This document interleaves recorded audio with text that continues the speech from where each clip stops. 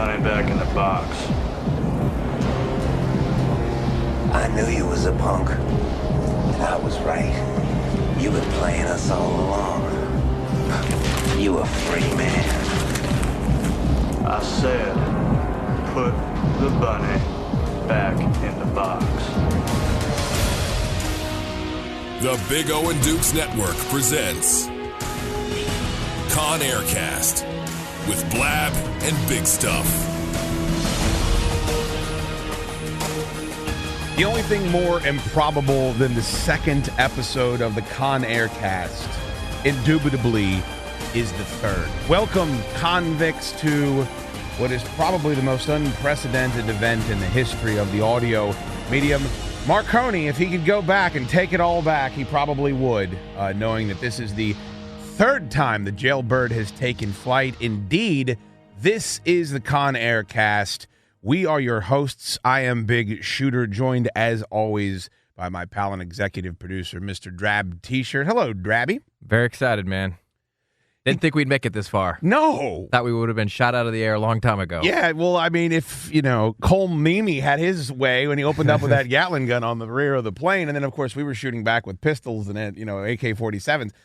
That's my goddamn it, Malloy. Do you understand? That is some of my favorite overacting ever, because you know that Cusack isn't in a helicopter. He's sitting in a set somewhere. Well, of course. He's just sitting in a chair with a camera in front of him, freaking out. And if you look at it, there's some really good cheek gyrating that's going on there. Drav, there's so much to get to. We have to talk about the response that the shoes have gotten, as we pointed out. I think it's the biggest breakthrough of the Con Air cast. What's that? The Cusack's shoes, yes. It's really struck a nerve with the convicts out there. So many people taking screen cap and saying, oh my God, I've never looked at the shoes that Cusack is wearing during Con Air. And also saying, how could you, in a professional environment, I mean, what is that guy? Do we know is he a marshal? Do we know what he is? Like, he's in a very important capacity, and he feels comfortable not only in the giant beige suit, but wearing the Birkenstocks as well. We got a big show for you today. Very excited. Conrad Good joins us on the Con Aircast. And, of course, we spoke with Ty Granderson Jones in a previous episode, Drabber, who had lots of nice things to say about Conrad. Got in touch with him on Twitter. He was amenable to coming on the Con Aircast. He played Viking. Now, for those of you that are unfamiliar, Viking had a bunch of scenes in the movie, but the most pivotal, of course, being, what's that? That's a rock. Considering my audience, I'm going to make this very quick, very simple. This is the boneyard. This is the hangar. This is our plane. What's that? That's a rock. Okay. And of course the fight. He had the fight in the Jailbird after Cameron just pummeled him. Now, I forget this sequence. Does Cameron Poe take the bullet in the arm before or after he pummels Conrad Good? I think it's after. It's after. I think so too. Because it was so stunning that a man, after being shot, could do all that. It was just, it's great, and we got a chance to ask him. Well, we'll get to all of it. We asked him about fighting. We've heard stories now, Drabby, from several people that were in this movie that Con Air could be much longer, that there's lots of character development, that all of these convicts, because you know what struck me when we first started doing research for this? Because I'm going to be honest with you, Drab and I are just fans. Like, we don't have a background in cinema. We just have a passion for this film, and that's why we wanted to do it. When I started actually looking into the film, Blabber, we started doing research. What struck me is how much the convicts that we didn't even really see on camera seemed to be fleshed out, and they had names and they had backstories, and you're like, well, this is really interesting because you don't see this during the course of the movie. Mm-hmm. We've come to find out now that if you actually took everything that they filmed, not only do the convicts on the plane play a much larger role in the film's themselves, but you're looking at a much larger film, as far as the total runtime goes. I just don't know why. I don't know why we haven't had more of that. I don't know why that's not been more accessible to people, because clearly from what we've learned by doing this podcast, there's still an enormous audience for Con Air. Yeah, I mean, if you're looking at this movie critically, it feels like there's portions of this movie that are probably missing. Now, I don't care about that because I'm just watching it as a summer blockbuster. Having a great time. Right? But if you're looking at this and saying, all right, does this whole thing add up? Maybe not. And now that we know that there's extended scenes and stuff that was left out of the movie, it starts to make a little bit more sense where there was a lot more to the script that didn't make the final cut of the movie. I got to give you credit. I think it might be the first episode you asked the question. It was something to the effect of when they discover Cameron Poe, when they discover that he's not a lifer, that he's not one of them or whatever. It happens rather quickly. And this comes up in the interview that we did with Conrad. And he tells us, look, I had this whole scene coming up with Nicolas Cage that was removed. Here's some of the details that he had to say. Again, you could listen to the whole interview on our iTunes feed. Here's what Conrad Good had to say about a scene he had with Cameron Poe that was cut out. Well, if they would have cut it with all my scenes in the movie, things could have been a lot different. I mean, some of the execs said, this movie's going to pop you. Put it this way, there was a lot on the other. You could make a whole other film of what's on the floor. I had a lot more dialogue and other scenes. There's scenes of Nick when Nick and I run off to go get the tractor. We shot 2 days of Nick Cage and I just facing off. It never made it. So when the film came out, I was, it is what it is. There's so many characters in that movie. I understand, but it could have been the Conrad and Nick show at some point. What did you guys do? Like what you said, you face off? Is it like a verbal sparring? Did you mix it up? Like what happened? We go off, and he's going off looking for the drugs for Babio. Yeah, and he and I are like, he wanders off, and I find the tractor. I actually bring the tractor back, and I wonder where he's been, and there's a little tete-a-tete between us, and I can tell he's not on the same page as the rest of our convicts, and then I bring the tractor back, and I come riding. I'm like driving the tractor back, staying on, and he's just like looking at me like I'm like some crazy idiot, which I'm convict, so I am. So there was a whole another sequence that got cut out of the movie. Now, Drab, you hear that? First of all, I think that'd be fun to watch. I don't know how much time they needed to cut out of the running time, but Connor, first of all, if this movie was released now, how many movies do we go and watch in the theater? Action movies, superhero movies, sci-fi movies, 2 hours and 30 minutes, 2 hours and 40 minutes. I feel like it's every other time I sit down in a movie theater, 2 hours plus is almost something that is going to be inevitable. That's what you expect when you go in now. Right. It's a 2-hour film no matter what. But this was not a 2-hour film. They could have made this film longer. Absolutely. I would have loved for it to be longer.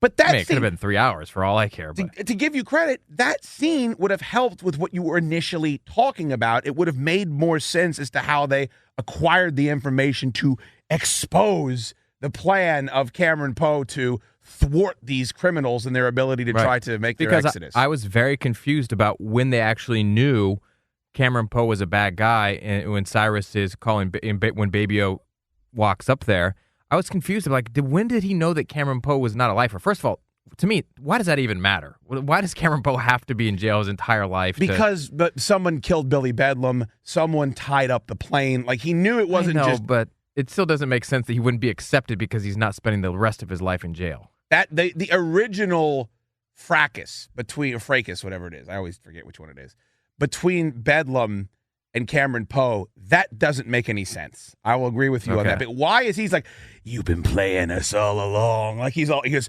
because when they walked out and he walks down into the hall and Billy Bedlam is looking through his box, he's like, oh yeah, I've got him now. And I'm like, you got who? You got what? Like he hasn't tied up the plane at that point. Like he hasn't done anything to let them know that he's trying to thwart any of their endeavors. I knew you was a punk, and I was right. You've been playing us all along. Well, when he went down below the plane and he killed Billy Bedlam, he should have thrown the piece of paper out, right? Well, he should have just said, I killed Billy Bedlam downstairs because he went crazy. He's a psychopath. And Cyrus the Virus would have gone, meh. I got bigger problems up here. Yeah, I don't care. One less guy I got to fit on the private jet that I'm going to have at the Lerner Airfield. So there's that. But we talked about a lot of stuff with Conrad. We're going to get to that. Jail mail, we'll do that today. I don't know about you, Blabber. I am very pleased with the amount of interaction that we're now getting. It feels like we have more listeners. It feels like they want to take part in the show. We've got a bunch. We have so many emails this week. We're not even going to get to all of them. Everybody wrote in, and everybody has an opinion for who they should be, should be recast in Con Air, and they're all great. We can't obviously read all of them today, but we've selected some of our favorite ones, and Chad and I will have our own recast of Con Air. We are the directors now. Is that who casts movies? Right. I think they have final say, don't they? I think so. We're the new directors of Con Air, and for 2016. I've seen some casting director films on various adult websites that made me believe it's a bit of a sordid affair. Now, I will say this. You will hate my list. I will, or the audience? Well, for everybody. But this is Drab's right. version of the film. Well, we need to make sure that we clarify this as well. There's no Con Air reboot coming. A couple of people thought that we were saying, hey, there's a Con Air reboot coming, and we're going to put our list out there. This is just fantasy booking for Me and Drab T-shirt. That's all that this is. We got a big response from that on the email, and of course, you can email us at any time, conaircast@gmail.com. But also just people commenting on the show, sending in people they'd like to hear us interview on the show. It's nice to know that it seems to be resonating with lots of different folks. Yeah, thank you very much, and we're going to keep this going, so if you have any opinions, conaircast@gmail.com. Yep, or you can just send them to us, facebook.com/conaircast or @conaircast on Twitter. All that stuff works. Now, Viking in the movie, again, was only in it for a little tiny bit. Do you think that he deserved, or like he could have added a lot more to the movie as a great actor, someone that would have been memorable? Because I guess what I'm trying to say is I thought that Ty Granderson-Jones perhaps got his career shortened or not as big because his scenes were cut out. And I think Conrad is one of those guys that stands out and pops on the screen that if he got more airtime, we could be talking about another massive Hollywood star. And again, not that Conrad's not accomplished, but some of these guys that got the more screen time are superstar actors now. I mean, Conrad Good's making a living acting in big-time movies. These guys, it seems to roll off their back. I'm guessing they get a lot of lip service and stuff like this. But we've seen, how many action movies have we seen where guys, I mean, look at Batista. Look at our buddy Batista. Mm-hmm. He lands a couple of films. He's in like Man with the Iron Fist. He goes through all this. All of a sudden, he's Drax. And then after that, he's in the James Bond movie, and then it's off to the races. I mean, that's how it works. Sometimes you're playing a villain, you're playing a bit character, you stick out. I think, a lot of people's careers have begun that way. And then you have all of this respect. Who's to say? I think I would have liked to. Do you agree with me here? I would like to see more from Viking. I would like to see more from Swamp Thing. I would like to see more from a lot of these guys that were not Malkovich, Cage, Steve Buscemi, the main players. Because Ty and Conrad, what they've said to us, they've talked to us about going through the audition and really going for a part that they did not get. And they actually ended up getting another part. So the director felt that there was such a certain role for them. They were such a big part of the movie that they had to play a different role in the film.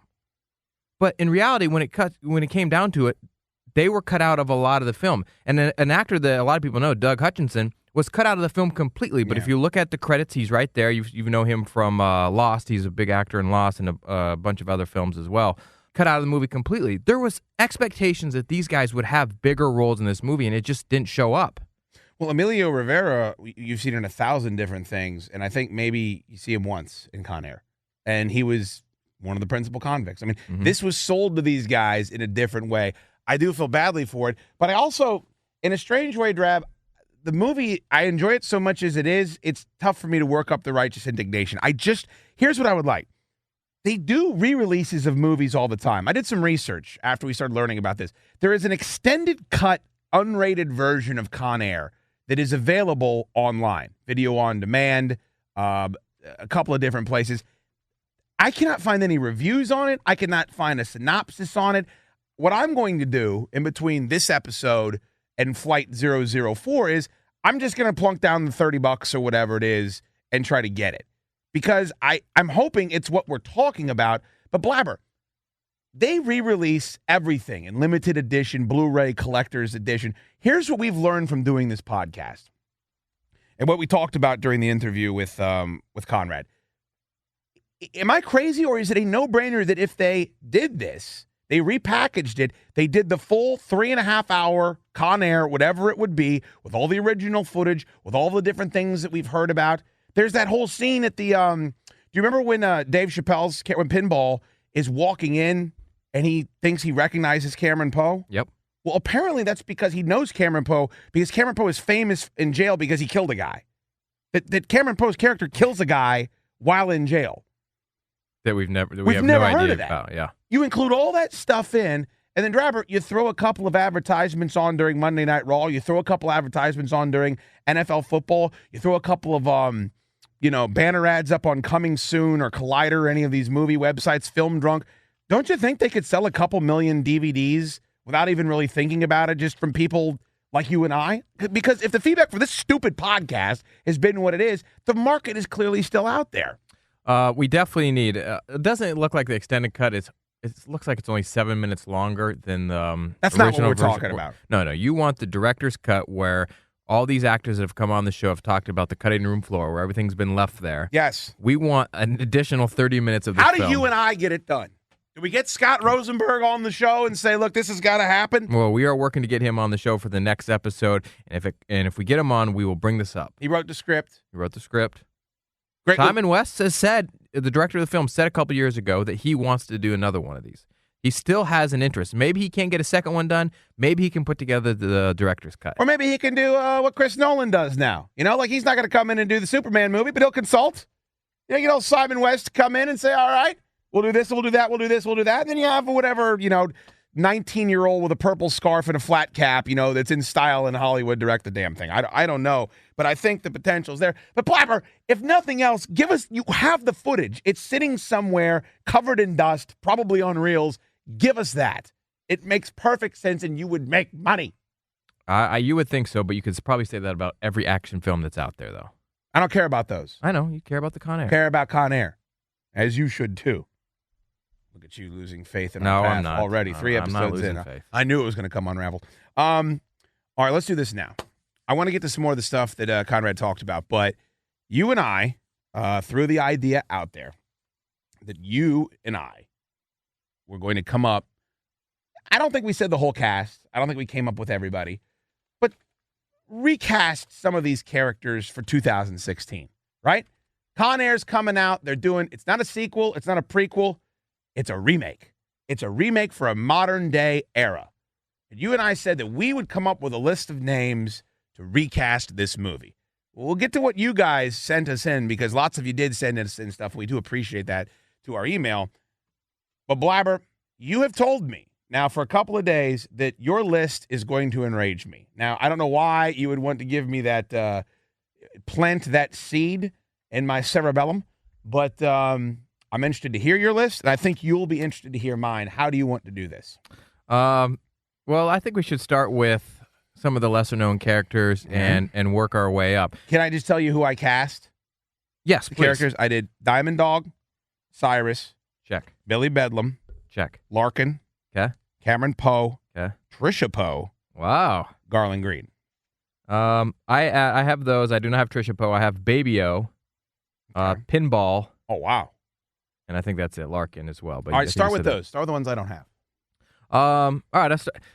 My reasoning went to this, and I'm sure yours was similar. It was, you got to remember what the original movie was like, okay? Some big names in there, but it was a little cheesy. You're not going to get every A-list actor. Great point. Okay, you can't That's just what write all the dummies emailing in. That's Yes. what they were doing. If they thought They went to IMDb. They looked at the top 10 actors in I Hollywood. think they're casting Ocean's 13. Yes, we're not doing. It's ridiculous. Not exactly doing that.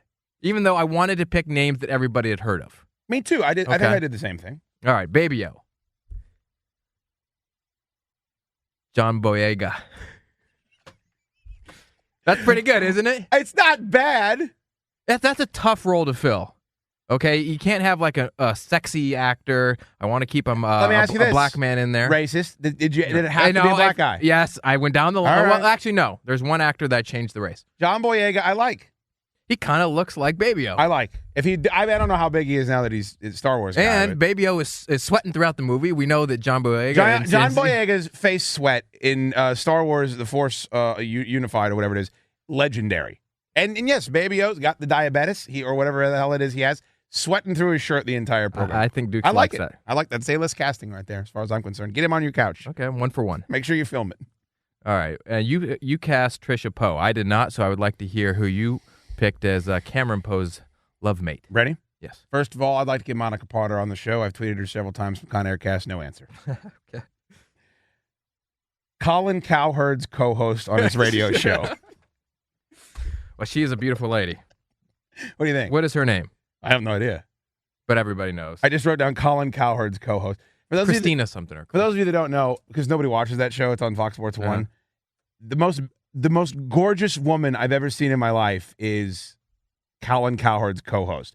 I mean, this woman is stunning, and she's blonde, and she seems, affable. I don't know much about her. Apparently, she, has a background in sports broadcasting, but it's not like Monica Potter she just showed up and looked concerned from time to time. I actually thought she was a little too bitchy to Cameron Poe at times during the show. Christine Leahy. In the movie. That's her. That's my Trisha Poe. What do you think? She looks just like her. She does, right? Yeah. And she has, I've seen it on in the background, but I'm guessing the only reason she's on the show with Colin Cowherd. Well, we don't know that. We don't know it's just because she's eye candy. She might be really good at what she does. Okay, she's the most stunning woman on television. Look, I'm steamed up. That's why I want her in the movie. But that's all right. I'll take that. I don't know if I can agree with it because I don't know enough about her. I have never seen her act. Look, if Gina Carano can star that's fine in a Steven Soderbergh action movie from the jump, then this woman can be Trisha Poe. Okay. Right. I still don't know her name. All right. Let's. I told you that I want your pinball because I didn't. I don't know who. Okay. Who the hell are you going to cast as pinball other than Dave Chappelle? That's a tough one. Who, by the way, still looks exactly like Dave Chappelle did. You could keep Dave Chappelle, but he's not interested. He's interested in being Dave Chappelle now, true. Not being pinball. Much different person. I try to think of a young black comedian. Obviously, everyone's going to say Kevin Hart. By the way, that's who would get cast. That's of course. He might be too big of a star. I picked somebody that Dukes hates, but I think he could fill the role. Donald Glover. Why do you think I hate Donald Glover? Because he was going to be Superman, and I think that annoyed you. Or excuse me, Spider-Man. I just thought that he's a rapper. I thought that was he's hold on, I know who Donald Glover is. He was in The Martian. Yeah. He's hold on. Childish Gambino. Look at you. Look at that. Did you think Big Shooter could pull that? So is that a B casting? He's really good looking. Is he funny? I think he's a stand-up comedian. Is he? Yeah. I know he's a rapper and an actor. I didn't know if he was a comedian. That's fine. That's fine with me. A little nerdy, but I think he could. I don't like the recasting of the white superhero as a person of color or as a woman, because to me it just seems like political correct caving inness. I'm all for developing characters for all walks of life. What I'm saying is it's just too easy and too pandering to say, well, the Ghostbusters were all white male oppressors. Now we're going to be strong women of color. Like, that's just, to me, I don't have any time for that. Okay. I think you're 2 for 2 there. All right. I know that you probably recast Garland Green. I did not. I told you from episode 1 that I was keeping Steve Buscemi in that film. Okay, I did. I'm very interested in what you have to say. Ben Foster. Ooh. Now, we both love Ben Foster. Yes. Ben Foster plays one of the greatest villains, I think, probably in my history of movies, in 3:10 to Yuma, the remake with Russell Crowe and I think his name's Prince in that movie. Charlie Prince. Charlie Prince. A very underrated role. Nobody ever talks about it. Nobody ever talks about it because you have all these big actors in that movie. He's the best one in the movie. He's much better than Russell Crowe. He's way better than Christian Bale, who's still doing his Batman voice at that point. We know he can get a little crazy because he played a vampire in 30 Days of Night. He also was in Hostage with Bruce Willis, where he is a psychopath, like setting a house on fire and running around through the attic. Now, here's the problem. He's very good looking. Yes. And Garland Green, pretty damn funny. I don't know if I've ever seen Ben Foster be funny, but he's such a damn good actor that I think that he'd be able to pull it off, and I want to get him in this movie. Okay. Bit of a wild card. I'll bring him in for an audition. All right. I appreciate that, Trav. Get a shot of the glutes. Yeah. The glutes really are going to matter for this role. And where do you want to go next? Billy Bedlam? Well, we both did Billy Bedlam, right? Yeah, we did. I think you're going to like mine.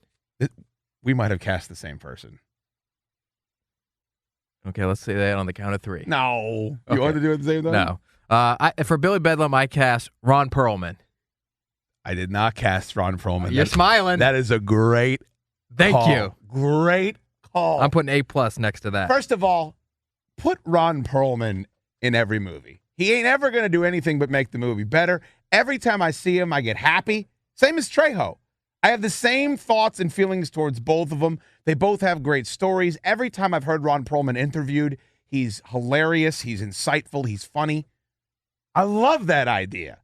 They look a lot alike. Also, Ron Perlman has looked like he's 45 for my entire life. I mean, that's great. I love it, Drab.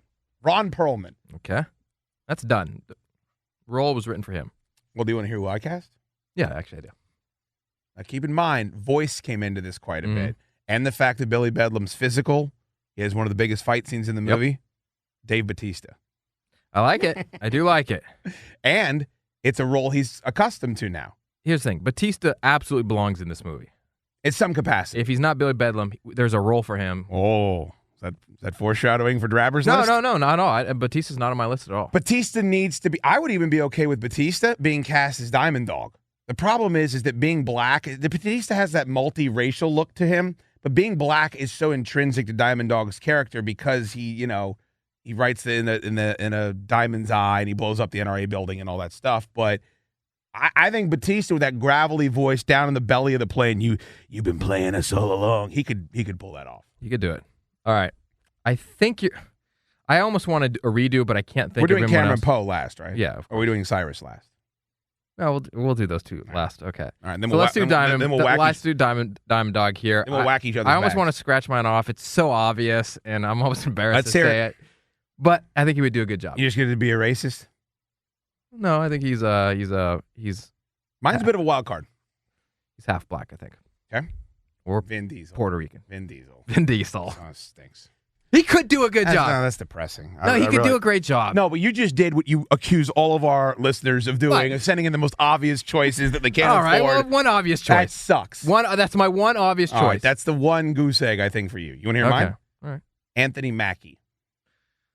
Good-looking black guy. Plays Falcon. Falcon in in the Avengers. Captain America's movie and in the Avengers. Problem with that is Not as Diamond Dog big. is very big. But Anthony Mackie is proved he can play physical roles. He's a very good actor. I think he'll bring legitimacy to it, and I think he's charismatic, whereas I thought Ving Rhames was charismatic as well in that movie. The thing about this movie is that's challenging is that, and this is not a slight, but these are not your traditional handsome actors. I know that, but you're just booking Vin Diesel because he's bald and Ving Rhames is bald. Like, you're a dummy. Like, the guy, if a that's not character why. is bald, the next character doesn't have to be bald. Oh, I agree with that at 100%. All right. Come on. Do you like my Anthony Mackie casting? It's better than mine. I'll take it. All right, well, thank you. I But appreciate again, that. if Batista can be in the movie, so can Vin Diesel. I would be fine with Batista being Diamond Dog as well, if you just work it around and like he's Okay. Puerto Rican national or whatever. All right, what are we doing next? Well, we have Larkin, we have Poe. Well, let's finish. Let's do Johnny 23. Did you do that? Yeah, but I just said Danny Trejo. I'm not making. You're not doing that? As a matter of fact, I would cancel Con Air reboot unless Danny Trejo was in it. Danny Trejo is out for me. I don't like that. Oh God, No, you just. let's hear it. I'm changing race on this one. Enrique Iglesias? I don't think whites get enough roles in Hollywood, All so right, I'm gonna. that's fine. We are we're getting phased out. I think there's. I think Mickey Rourke would do a great job as Johnny 23. You know what? I'm in. Love All right. Mickey Rourke. Although if you're gonna have Mickey Rourke, isn't he about the same age as Trejo? Why would you change it up? Not just for the sake of doing the podcast I here. think Mickey Rourke has had some very aggressive plastic surgery even since, he was like an Iron Man 2 and The Wrestler. Well, and he's all that. hideous now. Yeah, but he can play that role. Oh no, no. That's why I And want him. doesn't I want an ugly, strong man to play Danny. And also, if you're going to Johnny have 23. a horrible rapist, like he is a true villain. Like, you need to have him more involved in the movie Yes. as a whole. That's good. Okay. I don't have a problem with that. If it's not going to be Trejo, but Trejo's got to be in the movie. I'm sorry. He's got to have some role in a movie like this. It's made for him. All right, we're moving on to Larkin. Larkin, you are going to hate mine. You're going to probably reach across this console and choke me out. Why do we think we hate each other so much? All right, what is your reasoning going into yours? I wanted someone that was a little bit more funny because I thought Larkin needed to be funny. I picked a funny man. Oh my God. We say the same person. Okay. But I also thought that this actor, I've seen him do action stuff too. I've seen him be in action roles, and there's some physical stuff and some shooting, so I took that into account too. The problem is I've never seen this actor be anybody but himself. This guy plays himself, I think, all the time. In fact, I can't think of anything he's ever done but play himself. But He's done a few drama roles early in his career. Oh, okay. We don't have the same person. Okay. You go first. Seth Rogen. Wow. That's not bad. Not bad? Not bad. Seth Rogen as Larkin to me makes a lot of sense. Larkin needs to be funny. He needs to be able to, run across the boneyard and pull the crane down and drive the ass kicker all the way out there to Lerner Airfield. Now, here's the thing. I'm in that same genre. Really? What do they call them? The Frat Pack? Yes. Something like that. Oh, I know who you picked. I didn't pick James Franco. No, I know who you picked. I picked Paul Rudd. Wow, I got that wrong. How do we think about Paul Rudd as Larkin? That works perfectly. Annoying. I wanted to think of someone kind of annoying. He also looks more like Cusack A little bit. back then. Yeah. Yeah, you know what? I think that might be better. I like it. Paul Rudd. Mark him down. Done.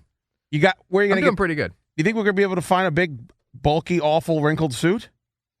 We'll have to go way back into the vault. Got to go to a vintage store to find them sandals, too. All right. Okay. That works. Now, I like my Cyrus the Virus. I have 100% faith in my Cyrus the Virus. I'm going to write yours down because I have not seen your list, obviously. But you think you know what it is? Yeah, because I think it's obvious. Is it? It's obvious. Did and you pick the obvious one, too? No.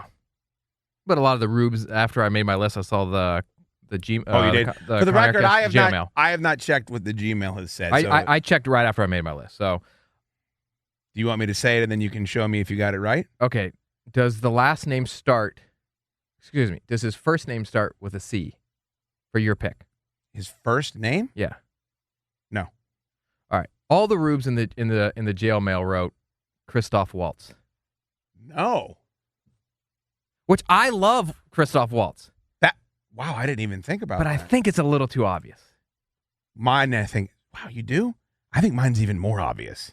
Well, he always plays a villain. Oh, look, first of all, he's amazing at it. No, he's great. I love him, but he always plays a villain. I would be fine with Christoph Waltz, slightly obvious. Do you want to hear mine? Yes, I do. Bryan Cranston. I like it. All right. Pretty good. I mean, fantastic I mean, actor. honestly, he could just play Heisenberg, only a little more butch, a little tougher, and he's Cyrus the Virus for me. Okay. That's a good selection. Thank you. I appreciate that. And you need to have big stars. Well, you've really thrown me off here because there's a couple of times where I thought for sure we were going in a certain direction, and then we swerved. This has been a pleasurable experience. All right. I really like this actor, and I think you do too. Okay. I just need you to know that he's a great actor and he can expand his abilities a little Would bit. we agree Cyrus the Virus might be the most important It is the most important. casting? Yes. Because whomever you put as Cameron Poe, no disrespect to Nick Cage, as long as Cyrus is strong, I think is going to be okay. My Cyrus the Virus is Stanley Tucci. Wow! Oh, man! Did you see it? I would, you know what? Here's where I'll give you a lot of credit. I would love to see him try. I would love to see what he would do with that character. Full disclosure, I love Stanley Tucci. I know you do. In The Devil Wears Prada, he's my favorite character. You know, they didn't use him much in Captain America. I know you've seen the Mockingjay Yeah, I've movies. seen the whole Hunger Games. Anything he's in is good. Like he's good in. First of all, he's hilarious in the Hunger Games. Now, I believe he played. I never saw it, but he played a Wow. serial killer in Bones. The TV show? No, there was a movie called Bones with some blonde girl who gets kidnapped and whatever happens. But he was the serial killer in that movie. It didn't look anything like him. Well, look, let me tell you something. I love the idea of an actor with chops trying a role that we're unaccustomed to him being and then winning us over. And that guy is charismatic as all hell. That is way more creative, Drab, than mine of Cranston. I think Cranston would be a home run, but, you know, he's the bald, crazy person. I mean, that's kind of what he's known for in Breaking Bad. Okay. Wow, Stanley Tucci. That, you know what? I would write that down. If we're pitching this right now to a studio, that's my 1A. I think your Cameron Poe is going to just slay mine. Mine's too obvious. Mine is outside the box, I think. I picked a big dumb muscle ox. Okay. Okay. All right. Hey, who likes big, dumb muscle oxes more than this guy? A little older. Don't insult Actually, me. I don't think he's even that much younger than. I think the guy I picked is older than Nick Cage, by the way. Okay. Okay, so feel a little bit better about yourself. But I love this actor, and he always plays himself. Jason Statham. Hugh Jackman. That's Cameron Poe. I like how you had to work up to it. Trav, how are you going to afford Hugh Jackman after you've cast all these other guys? I picked a few up and comers. I mean, yeah, Hugh Jackman career very different, but he's also very flamboyant. Oh, he can play a badass from Alabama, an Army Ranger. Maybe It's Wolverine. Yeah, all right. Yeah, I think he's almost too.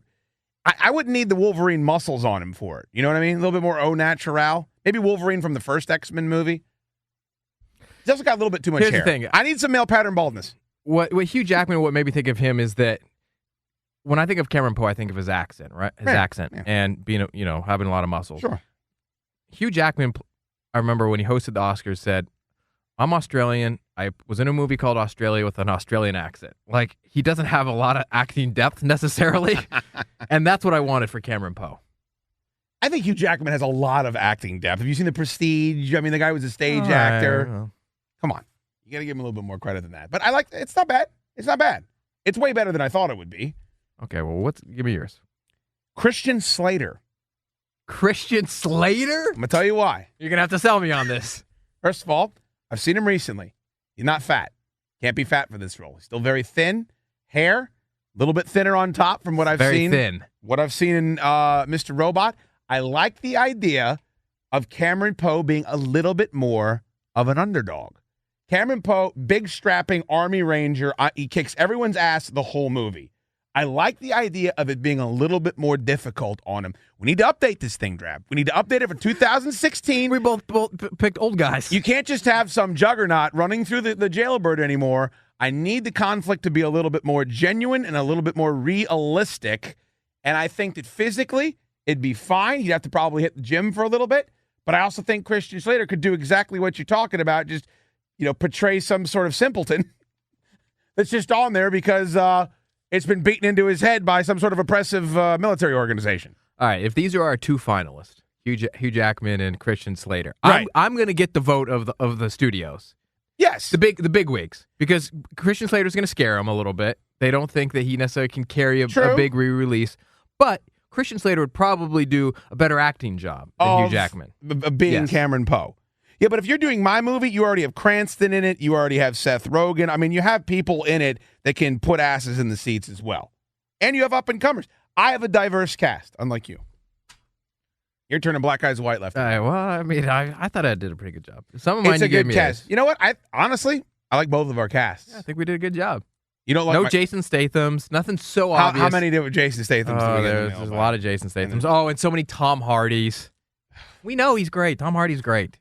It's so irritating. Everyone wants to cast Tom Hardy in everything. It's just so irritating. I love Tom Hardy as much as anybody else, but you're not. He's no longer like this hole in the wall speakeasy type. Oh my God, have you seen this guy? He's going to be the next big thing. Trab, he's probably a top 5 actor in Hollywood right now. He is the big thing. Yes, he's it right now. And I have no problem with that. But let's be honest about where he ranks. Christian Slater. Did that blow your skirt I up? got to sit back and think about that for a while after this. Look, you digest on that, and then maybe in the next episode you can give me your full reactions. All right? That sounds good. Couple of things we got to get to here. We spoke with Conrad Good, and one of the things that I am fascinated about when we get to talk to these guys, Blabber, is the stories about them interacting with the big stars, with the big, and no disrespect to them, but you know what I mean, the A-listers that were in this movie. Conrad Good has something that the other guys we've spoken to don't necessarily have. He has a one-on-one fight scene with Nick Cage, right? That nobody knows about. Well, they do, because it's in the plane. It doesn't get cut out. Remember, he breaks the bottle. He holds the quick it up. one, okay. Yeah, exactly. We'll get to that, too. I'm sorry, jumped the gun a little bit. I understand that. Here's Conrad Good talking about that scene and getting physical with Nick Cage. I mean, we went to the fight scene on the plane where he kicks my ass. We rehearsed it like 2 or 3 times. Once we got comfortable with it, I just said, go for it. Don't pull the punch, so to speak. And we just went for it. And I said, you're not gonna hurt me, basically. Did you say that word for word? Yeah. I said, as bad as you think you are, you're not going to hurt me, dude. Is there any part of your ego? I got to talk to, I hate name dropping like this, but I got to interview Henry Rollins once, and he's in that movie Heat, which is just a badass movie. And there's a scene where I worked with Henry. Did you really? Yeah, we did a film called The New Guy. We both played convicts in that as well. He's a character for sure. Well, he was. We had to drive 45 minutes to set every day. He had his nose buried into a book, and he didn't want to talk to anyone. But okay, go ahead. Well, he's a crazy. Well, the reason it gives me the recollection. I asked him about one scene during Heat. Al Pacino, who is 5'5", at this point he's like 55 years old. He's 160 pounds. He shoulder tackles Henry Rollins and knocks him through a sliding glass door. And I asked him about that. I was like, what is that like for you as a big physical guy to have that happen in the movie? And it's acting and it's your gig, but did that give you any pause where Nick Cage is like, hey, I don't want to hurt you, and you're like, don't worry about it, you're not going to be able to hurt me? Yeah, pretty much. Not to name drop once again, I did a fight scene with Michael Douglas. Wow. It was pretty much the same thing. He's like, obviously Michael Douglas is going to win at the end of the scene. And I'm like, and he's like worried about hurting me. I go, dude, just go for it. It's funny, Blabber, because and you heard me mention the stuff with Henry Rollins in there. What do you think it must be like for these big, strong? I mean, this guy's a football player. Like Nick Cage is a physical guy and he's in shape, so it's not like letting Al Pacino throw you out a window. But having to say to Nick Cage, "Don't worry too much about hurting me." Do you think it hits him in the ego in any way, shape, or form?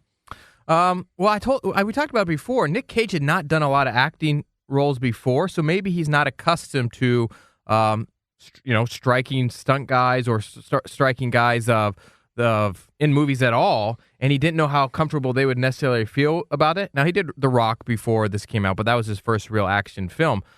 But Conrad, Nick Cage isn't going to hurt Conrad. No, but Nick Cage is a professional. He doesn't want to have a lawsuit on anyone's hand or send someone to the hospital. So I just think it's funny that Conrad is like, come on, man, what are you doing? What are you doing? And then the story Can you about... imagine, just being such a huge badass that you're looking at Nick Cage like he's a pussy. Well, also, I mean, what a career where you heard him, he's fight scenes with Michael Douglas also. I mean... Incredible. You know what great stories those are? It's what a way to earn a living.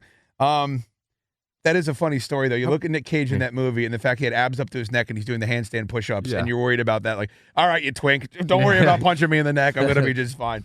Oh, that's good stuff.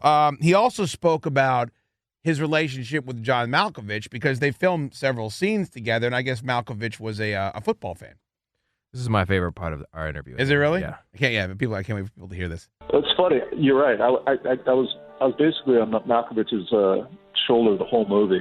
So John had found out that I played football, and then he was a huge fan of my stepfather who played football, professional football for the Cardinals. And so John, and I don't know if you've talked to John before, but I mean, he kind of has this kind of very, let's just call exotic or fey, he did that like, this is like John Mayer, Conrad, tell me what it was like to, what's it like to hit another human being? And this goes on and on, for days. And I said, and I was, kind of new and, at the time. And I was like, okay, here's the deal, John. Okay, for every football question you ask me, I get to ask you an acting question. Okay, we'll do that. What do you want to know? I go, what was it like working with, so-and-so?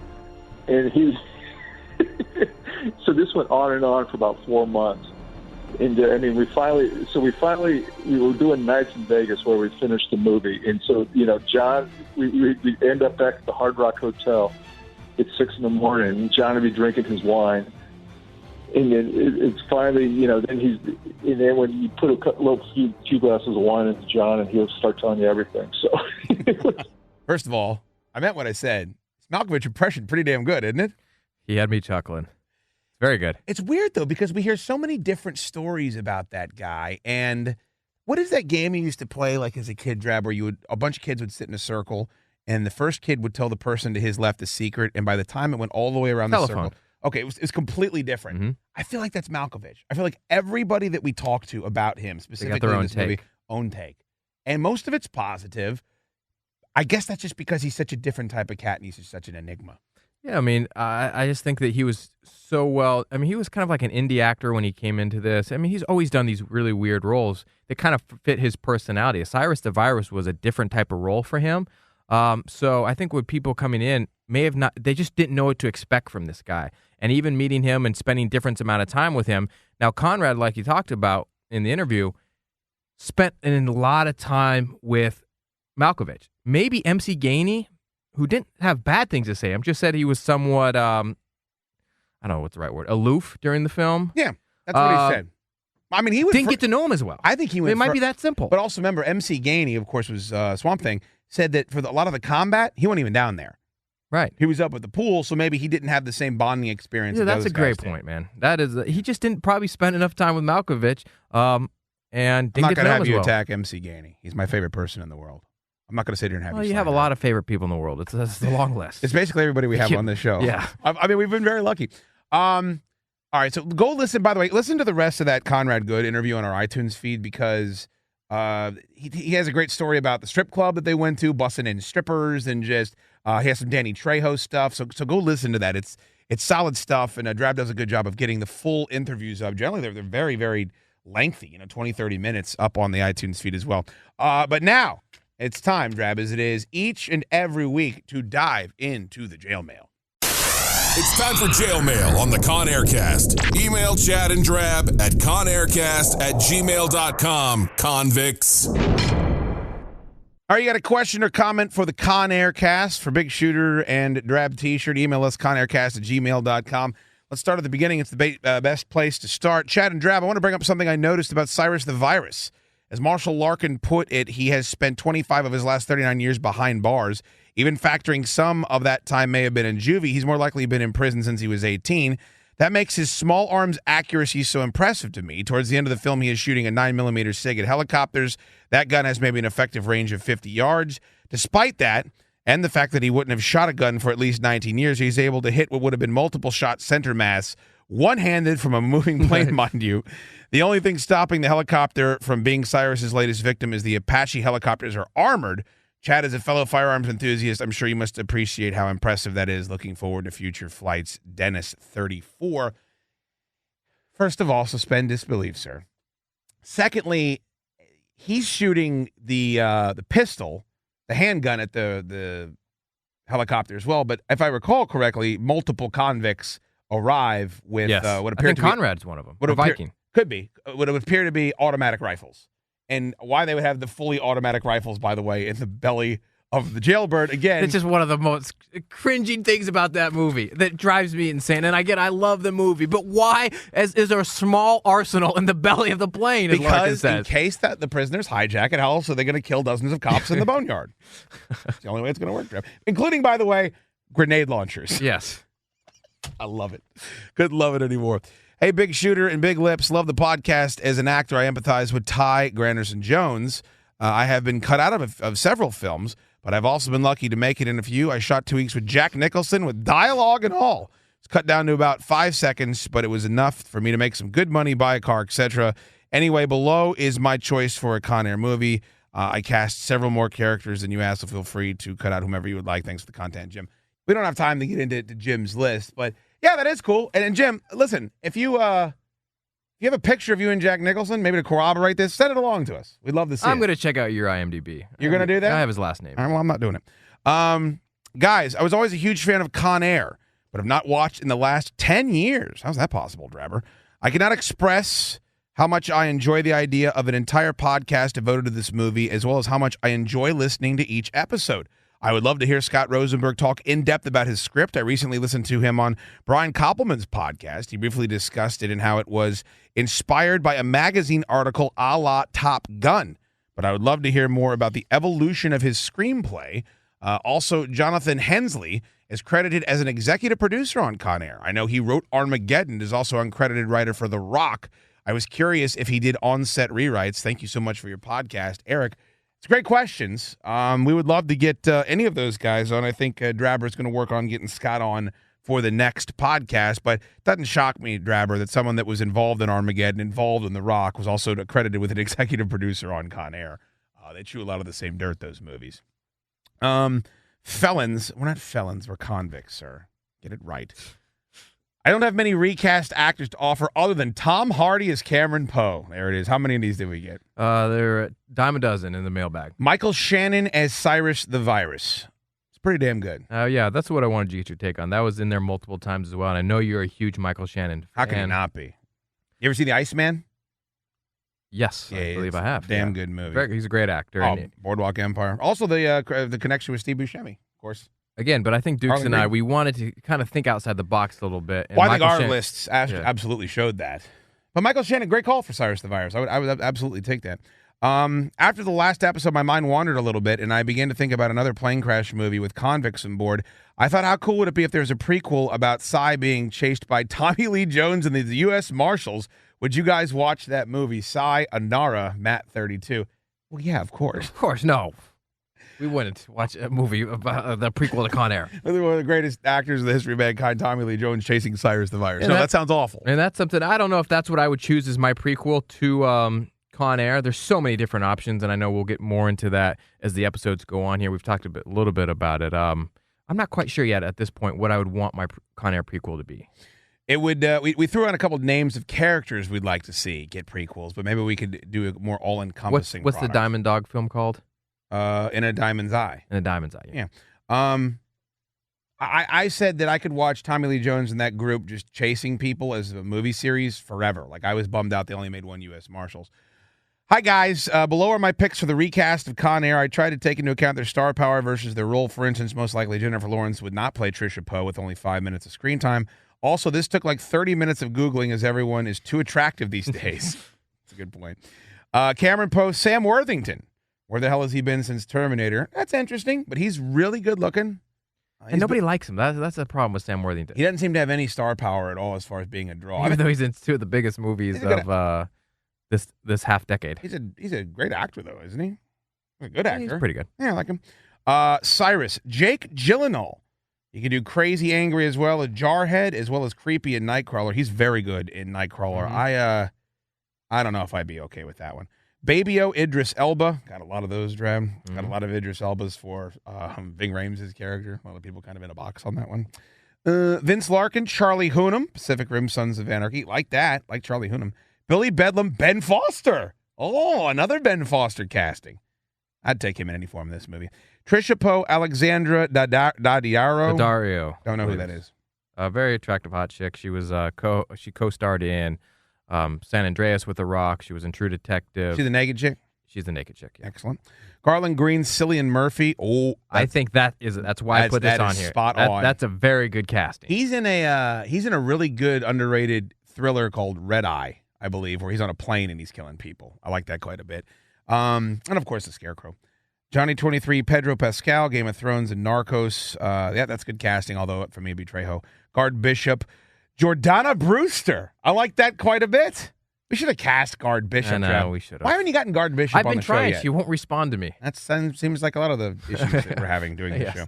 Thanks, guys. John 31 in San Francisco. Thank you, John, and thank you for all the jail. Yeah, the most popular, I think, names that came in this week were Idris Elba and Tom Hardy. I think it's Idris Elba. Idris Elba, I'm sorry. I could be mistaken. Again, that's because he was nominated for an Oscar. I get or it. he's one of the I biggest films of the understand. year. I guess he wasn't nominated. That's what all the fuss is about. But Couple things, guys. Whenever we have one of these actors on, take the time to thank them on Twitter. Give them a follow or whatever. Say some nice words. They do great jobs, I think. We've been very lucky about the interviews that we've had.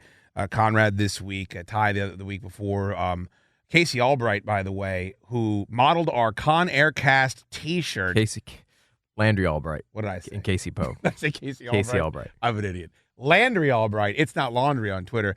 Just gorgeous and nice and funny, and she modeled our shirt, and we greatly appreciate that. A lot of people have been asking about the shirts, Drab T-shirt.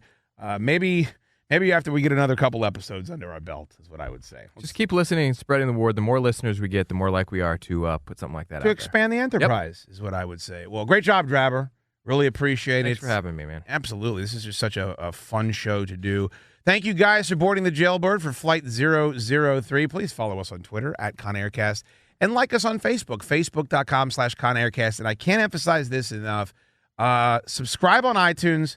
Take the time, click 5 stars, leave us a couple sentences of a nice review. It moves us up the charts on iTunes. More people are exposed to the show, and that helps Drab book the guests. Maybe we can stop getting stonewalled by Guard Bishop and Monica Clark. That would be wonderful. Oh, wow. Great show. Appreciate it, guys. Thank you for spreading the word, convicts, and Anara. Big wheels keep on turning, carry me home just like you, singing songs about the Southland. I miss Alabama once again, and I think it's the same. Yes.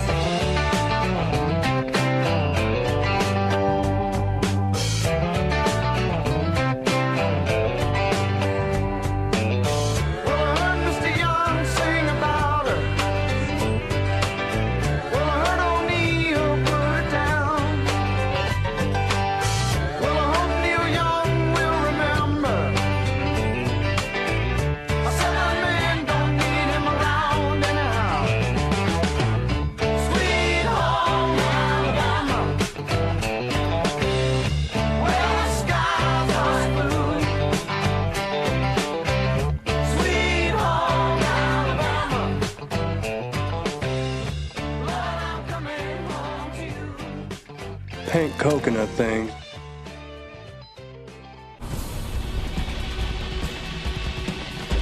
Thanks for listening to Con Aircast. Follow Chad Dukes on Twitter @ChadDukes. Follow Drab T-Shirt @Drab T-Shirt. Always remember and never forget, put the bunny back in the box. Put the bunny back in the box.